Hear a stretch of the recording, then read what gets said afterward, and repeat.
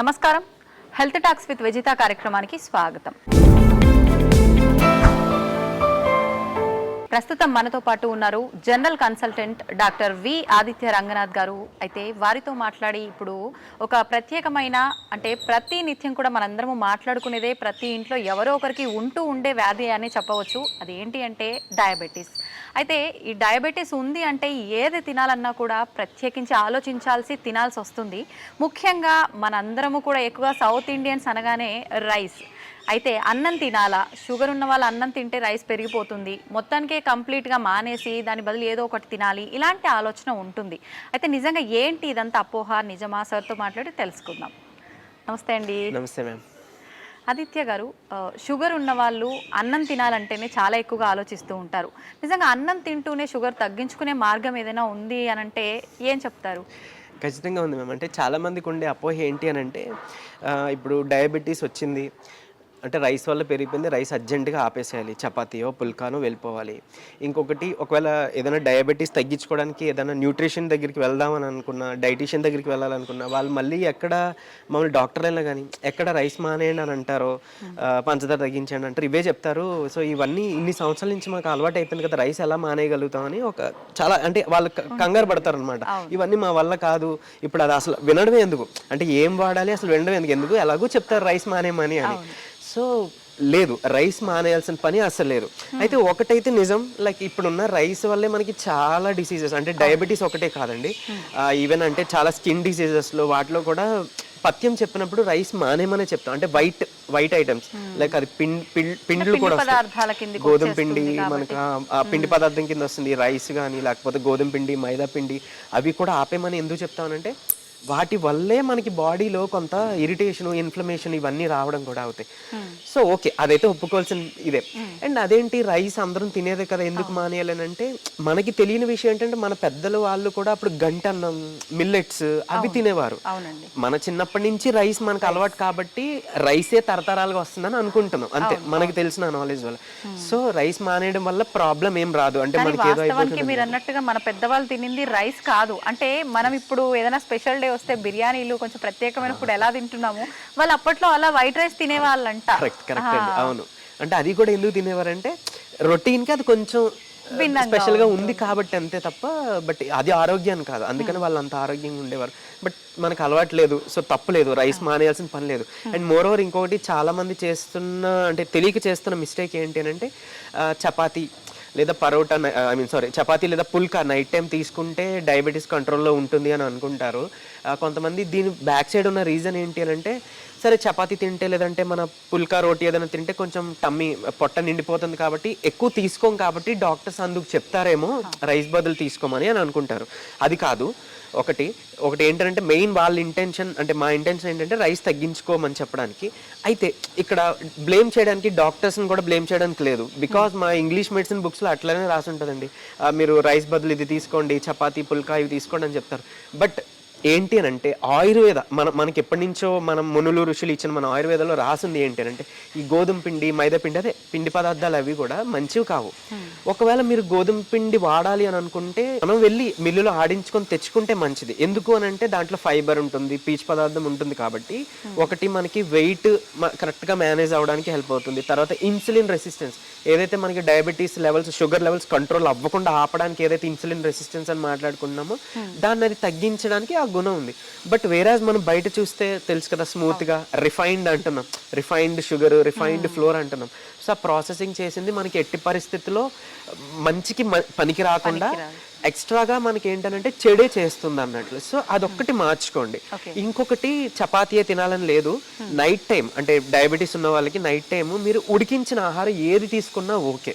So rice తగ్గించుకోవడానికి try చేసి at least upma చేసుకోండి, లేదంటే క్యాబేజీ, కాలీఫ్లవర్ ఇలాంటివి మనం ఉడికించి సూప్లా చేసుకోవచ్చు, ఓట్స్ చేసుకోవచ్చు, ఉప్మా అలాంటివి చేసుకోవచ్చు, జొన్న పిండి అలాంటివి మనం ఆడించుకొని, జొన్నలు రాగులు ఆడించి దాంతో కూడా మనం రొట్టె చేసుకోవచ్చు. ఇవన్నీ ఆప్షన్స్ ఉన్నాయి. ఓన్లీ థింగ్ ఏంటి అని అంటే మనకి ఈ చపాతీ, పరోటాలు, బోండా ఈ మైదా కదా, గోధుమ పిండి మైదా, ఇవన్నీ పూరీలు ఇవన్నీ వద్దు, పక్కన పెట్టేసేయండి. ఒకవేళ రైసే మాకు అలవాటు ఉంది తీసుకోవాలి అని అనుకుంటే కొంచెం రైస్ ఏదో కూర తింటాం అది ఓకే, బట్ దాంతో పాటు ఇంకేదైనా మనకి ఏమంటారు ఫైబర్, లేకపోతే బీన్స్ ఉంటాయి, రాజ్మా బీన్స్ అంటాం, కిడ్నీ షేప్లో ఉంటాయి, కిడ్నీ బీన్స్ రాజ్మా అంటాం. లేదంటే మన బీన్స్ పిక్లు ఏవైనా, లేదా గ్రీన్ పీస్ మన పచ్చి బఠానీ యాడ్ చేసి, క్యాబేజీ ఇలాంటి కాయగూరలు ఏమైనా ఉడికించిన దాంతో మంచిగా కూర చేసుకొని దాంతో తీసుకున్నాం అనుకోండి పర్వాలేదు. అండ్ ఈవెన్ ఇంకొక నేను అంటే తినే ముందు తీసుకునే ఒక చిన్న రెమెడీ కూడా నేను చెప్తాను, దాంతో కూడా మనం డయాబెటీస్ కంట్రోల్ చేసుకోవచ్చు. ఇకపోతే మధ్యాహ్నం మనం ఎలాగో రైస్ తీసుకుంటాం ఖచ్చితంగా. సో రైస్ తినే ముందు అంటే అన్నము కూర తినే ముందు ఒక కప్పు, జస్ట్ ఒక కప్పు కీరా దోసకాయ తీసుకోండి. తెలుసు కదా అందరికి కీరా దోసకాయ సన్నగా ఉంటే మనం సలాడ్లో యూజ్ చేస్తాం. సో ఒక కప్ తీసుకోండి.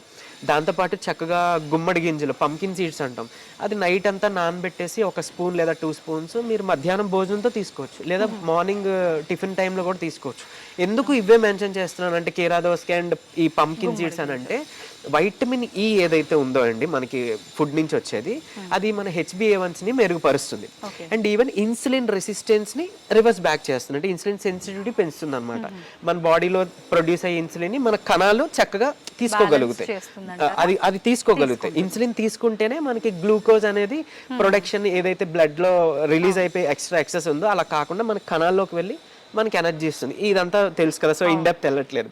సో ఈ విటమిన్ ఈ ఉండే పదార్థాలు మనం తీసుకుంటే వితిన్ 3 monthsలో మీరు మీ HbA1c చాలా బాగా ఇంప్రూవ్ అవుతుంది. అంటే 7, 8, 9.5 అలా ఉన్న వాళ్ళు కూడా చక్కగా ఆ 6.5, 6కి అలా వచ్చేయచ్చు అనమాట. వితిన్ 3 monthsలో మీకు ఈజీగా మీరు 8 ఉన్నా కూడా ఆల్మోస్ట్ 6.5కి అట్లా వచ్చేస్తారు. ఇంకా మీరు కంటిన్యూ చేసుకున్నారు ఒక 4 months, 5 monthsకి కంటిన్యూ చేసుకున్నారు, చక్కగా 5.5 or 6 లోపు వచ్చేస్తుంది. మనకి HbA1c కదా ఇంపార్టెంట్, అది కంట్రోల్లో ఉందంటే గుడ్ కంట్రోల్ అన్నట్లు. సో ఇది ఒక పద్ధతి ఉంది. సో ఖచ్చితంగా అన్నము కూర తినే ముందు మనం పొట్టలోకి ఈ ఫైబర్ అండ్ ఇవి వెళ్ళాలి, ఈ సలాడ్ వెళ్ళాలి. అండ్ ఇంకొకటి ఏంటంటే ఎక్స్ట్రాగా మీరు కొంచెం పెప్పర్, మన ఏమంటారు మిరియాల పొడి కొంచెం చిటికెడు వేసుకొని, నిమ్మరసం కూడా చక్కగా అందులో పిండేసుకొని కీర పైన తిన్నారనంటే ఈ పెప్పర్, ఈ లెమన్, ఈ కాంబినేషన్ మనకి సేమ్ మన ఏమంటారు ఇన్సులిన్, మన ఒంటికి న్యూట్రియంట్స్ పట్టేటట్టు, ఇన్సులిన్ని కరెక్ట్గా సెన్సిటివిటీ అయ్యేటి బాగా గ్రాస్ప్ అయ్యేటట్టు, అంటే అబ్జర్వ్ అయ్యేటట్టు చేస్తాయి అనమాట. సో ఇది చేయొచ్చు. మీరు బ్రేక్ఫాస్ట్ ముందు కూడా ఒక 5 minutes ముందు చక్కగా నిమ్మరసం, కొంచెం చిటికెడు పెప్పర్, అదే మిరియాల పొడి వేసి వేడి నీటిలో తాగేయచ్చు. 5 minutes గ్యాప్ ఇచ్చి మీరు టిఫిన్ తీసుకోవచ్చు. చాలా బాగా హెల్ప్ అవుతుంది ఇది డయాబెటీస్, ఆ షుగర్ లెవెల్స్ అంతే చాలు. వేడి నీళ్ళు 5 minutes ముందు తాగేసి మీరు టిఫిన్ తినేయచ్చు. మధ్యాహ్నం ఇలా తినవసరం లేదు, ఇలా తాగవసరం లేదు, ఎందుకు డైరెక్ట్ గా మన సలాడ్ ఉంది కాబట్టి తినేస్తాం కదా. అండ్ నైట్ టైం కూడా మీరు డిన్నర్ చేసి ఒక 5 నిమిషాల ముందు ఇచ్చేయచ్చు. ఇకపోతే ఎలాగో రైస్ గురించి మాట్లాడుకున్నాం కాబట్టి ఇంకొక టిప్ చెప్తున్నా. యాజ్ పర్ ఆయుర్వేద మనకి రైస్ కుక్ చేయడానికి, అంటే మన అన్నం వండే పద్ధతి కూడా ఒకటి మనకి చెప్పారు అన్నట్లు. సో అదేం చేయాలి, మనం యూజువల్లీ మనం కడిగేసి రైస్ని వాటర్లో వేసేసి, అంటే 1 cup ఆఫ్ రైస్కి 2 cups ఆఫ్ వాటర్ వేసి మనం కుక్కర్లో ఆర్ లైక్ బాయిల్ చేసే పద్ధతిలో, స్టీమ్ లేదా బాయిల్లో మనం వండేస్తాం. బట్ ఇక్కడ ఇంకొక చిన్న స్టెప్ పాటిస్తే సరిపోతుంది. వండే ముందుగా ఒక 15 నుంచి 20 నిమిషాలు జస్ట్ మీరు నానబెట్టండి, వాటర్లో నానబెట్టండి. నానబెట్టిన తర్వాత దాన్ని మళ్ళీ ఫిల్టర్ చేసేసుకోండి. సో ఉట్టి రైస్ మిగులుతుంది, వాటర్ పోతుంది కదా, ఆ రైస్ని మీరు కొంచెం వాటర్లో యాడ్ చేసి అప్పుడు మనం కుక్కర్ లేదంటే బాయిలింగ్ పద్ధతిలో మనం అన్నం వండేసుకోవచ్చు. వండేసిన తర్వాత అది ఏదైతే వచ్చిందో పైన గంజిని మనం ఫిల్టర్ చేసేస్తాం. ఆ రైస్ని చక్కగా మనం కన్జ్యూమ్ చేయొచ్చు, లేదా దాంతో మనం ఏదైనా చేసుకోవచ్చు, like fried rice what ever మీరు ఏం చేసుకున్నా దాంతో కన్జ్యూమ్ చేయొచ్చు. అండ్ మిగిలిన ఈ వాటర్ని ఏం చేయాలి అంటే అది చాలా న్యూట్రియంట్స్ ఉన్నది గంజి, కాకపోతే స్టార్చ్ ఉంది కాబట్టి మనకి డయాబెటీస్ వాళ్ళు తీసుకోకూడదు అని అంటారు. సో దాన్ని దాచుకొని ఎక్స్ట్రా టిప్ అన్నట్టు మీరు మొక్కలకి పోస్తే అదొక మంచిగా మనకి ఆశీర్వాదం పుణ్యం. అండ్ ఇంకోటి హెయిర్కి స్ప్రే చేసుకుంటే హెయిర్ ఫాల్ ఆగి హెయిర్ గ్రో అవుతుంది. సో రైస్ లో ఆ ఇనోస్టాల్ అని ఉంటుంది, ఆ పదార్థం మన హెయిర్ కి చాలా ఇంపార్టెంట్. అంటే ఎవ్రీడేది ఆ రోజే యూస్ చేయాలండి, ఆ రోజు ఫ్రిడ్జ్ లో స్టోర్ చేసుకోవచ్చు. అండ్ ఈవెన్ ఇంకొకటి మీరు బాగా గుర్తు చేశారు, thank you for asking. So దీన్ని ఫ్రిడ్జ్ లో స్టోర్ చేసుకోవచ్చు కాబట్టి మనం ఐస్ ట్రేలో ఐస్ క్యూబ్స్ లో చేసేసుకోవచ్చు. అంటే ఇది పోసేస్తే సో దాన్ని మీరు మన ఫేస్ కి మనం ఏమంటారు అలా అప్లై చేసాం అనుకోండి, ఫేస్ కి రబ్ చేసుకున్నాం అనుకోండి, పింపుల్స్, యాక్ని, పిగ్మెంట్స్ ఉంటాయి, మంగు మచ్చలు ఉంటాయి. సో ఇలాంటివన్నీ కూడా తగ్గుతాయి. ఇప్పుడు మీరు చెప్తున్నది రైస్ కడిగినప్పుడు వచ్చిన వాటర్ గురించా, గంజి వార్చినప్పుడు వచ్చిన గంజి గురించా? మనం ఉడికిన తర్వాత మనం ప్రిపేర్ చేసుకునేది గంజిని. అండ్ ఈవెన్ చాలా మందికి ఓవర్ హీట్ ఉంటుంది కదా బాడీలో, అలాంటి వాళ్ళు పొద్దున ఈ గంజి తీసుకుంటే కూడా ఓవర్ హీట్ తగ్గుతుంది. అంటే మనకు తెలిసింది మనం యూజువల్లీ బటర్ మిల్క్ చేసుకుంటాం, సమ్మర్స్ లో చేస్తాం. బట్ ఈవెన్ పీసీఓడితో బాధపడుతున్న వాళ్ళకు కూడా ఈ ఆసిటోల్, ఇనోసిటోల్ అనేది చాలా బాగా యూజ్ అవుతుంది. సో వాళ్ళు కూడా ఈ గంజిని వాడుకోండి, చాలా బెటర్. అండ్ ఇకపోతే ఈ రైస్ ని ఈ పద్ధతిలో చేసుకుంటే మనకి క్యాలరీస్ కూడా తగ్గుతాయి. అండ్ ఈవెన్ ఈ స్టార్చ్ పోతుంది కదా, ఖచ్చితంగా మీకు డయాబెటీస్ చాలా వరకు కంట్రోల్ వస్తుంది. బట్ ఇవి పాటించండి. రైస్ తినండి, వద్దనట్లేదు, బట్ ఇలాంటి చిన్న చిన్న జాగ్రత్తలు కంపల్సరీ కంట్రోల్లో ఉంటుంది. అండ్ ఈవెన్ మీ డయాబెటీస్ ని రివర్స్ చేసుకోవచ్చు. బికాస్ కీరా and pumpkin seeds, vitamin E reverse చెప్పాను కదా, డయాబెటీస్ రివర్స్ లో యూజ్ చేస్తాం. సో అలా మష్రూమ్స్, గుడ్లు కూడా చాలా మందికి ఉన్న అపోహ ఏంటంటే గుడ్డు లోపల సొన తింటే కొలెస్ట్రాల్ వస్తుంది అని అన్నారు. కరెక్టే, కొలెస్ట్రాల్ వస్తుంది. గుడ్ కొలెస్ట్రాల్, బ్యాడ్ కొలెస్ట్రాల్ ఉంటుంది. గుడ్ కొలెస్ట్రాల్ వస్తుంది, సో కంపల్సరీ తీసుకోండి.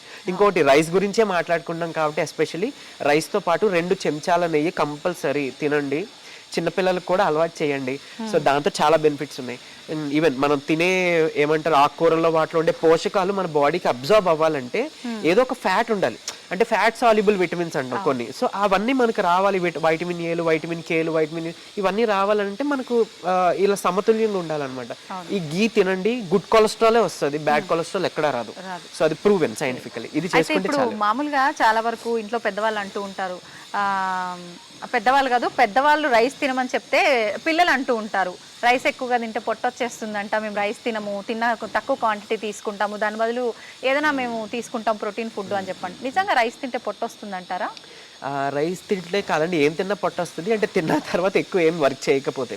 అండ్ ఈవెన్ కొంతమందికి స్ట్రెస్ ఉంటుంది కదా, లేకపోతే ఎక్కువ సేపు సిట్టింగ్ పొజిషన్ లో చేసే వర్క్స్ ఉంటాయి కదా, సో అలాంటి వాళ్ళకి బెల్లీ ఫ్యాట్ వచ్చే అవకాశం.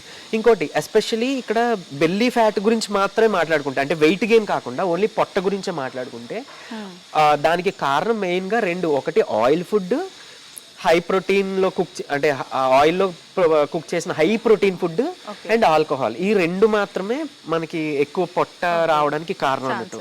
సో ఆల్కహాల్ ఒకవేళ అలవాటు లేకపోయినా మీరు గమనించుకోండి, మీ ఫుడ్ లో ఎక్కువ ఆయిల్ యూస్ చేసుకొని, అంటే హై ప్రోటీన్ డైట్, అది నాన్ వెజ్జే కాదు, వెజ్ లో అయినా హై ప్రోటీన్ ఫుడ్డే మీరు ఎక్కువ కన్జ్యూమ్ చేస్తున్నారేమో గమనించుకోండి. దాన్ని మీరు అవాయిడ్ చేయగలిగితే కనుక ఆటోమేటిక్గా పొట్ట అనేది ఖచ్చితంగా తగ్గుతుంది. దీనికి అండ్ ఇంకొక సీక్రెట్ అని కాదు, ఓపెన్, చాలా మందికి ఏంటి అని అంటే పొట్ట ఉంటుంది, మేము థ్రెడ్మిల్ చేస్తున్నాం, వాకింగ్ చేస్తున్నాం, జాగింగ్ చేస్తున్నాం, బట్ తగ్గట్లేదు అని అంటారు. కరెక్ట్, నిజమే, అస్సలు తగ్గదు. ఎందుకు అని అంటే బాడీ అంటే ఈ పొట్ట అనేది ఎక్కువ క్యాలరీస్ తీసుకోవడం వల్లనో అలా పెరిగింది కాదు, చెప్పా కదా, ఆయిల్ వల్ల, ఆల్కహాల్ వల్ల కదా. సో దాని వల్ల అంటే రీజన్ తెలుసు కాబట్టి దాన్ని మనం రెక్టిఫై చేసుకుంటేనే తగ్గుతుంది. చాలా మందికి అంటే ఎక్కువ తినేసి ఉంటారు, అందుకే పొట్ట వచ్చింది అని అంటారు. అది అస్సలు నిజంగా అపోహ. పాపం వాళ్ళకి తెలుసు, తిన్న వాళ్ళు నేను అంత ఎక్కువ తినమండి అయినా వచ్చింది. కొంతమంది సరే నిజంగానే ఎక్కువ తింటారు, బట్ ఆయిల్ ఎక్కువ తినడం వల్ల వచ్చిందే తప్ప వేరేవేం కాదు. అండ్ మోర్ ఓవర్ ఇంకోటి, వెయిట్ లాస్ అవ్వాలంటే నాన్ వెజ్ మానేయాలి అలా కూడా అదేం లేదు, పొట్ట తగ్గాలని నాన్ వెజ్ మానేయాలి అదేం లేదు. నాన్ వెజ్ తినొచ్చు, బట్ ఆయిల్ ఫుడ్ కాకుండా గ్రిల్డ్ ఓకే కొంతవరకు, లేదా స్టీమ్డ్ అలా పర్వాలేదు. అండ్ దట్టు చెస్ట్ పార్టే మీరు తీసుకుంటే మంచిది. అండ్ మళ్ళీ లెగ్ పీసెస్ తీసుకుంటే కొంచెం క్యాన్సర్ కాజింగ్ అన్నట్లు, అది ఇఫ్ క్యాన్సర్ ఎపిసోడ్లో మనం మాట్లాడుకుందాం.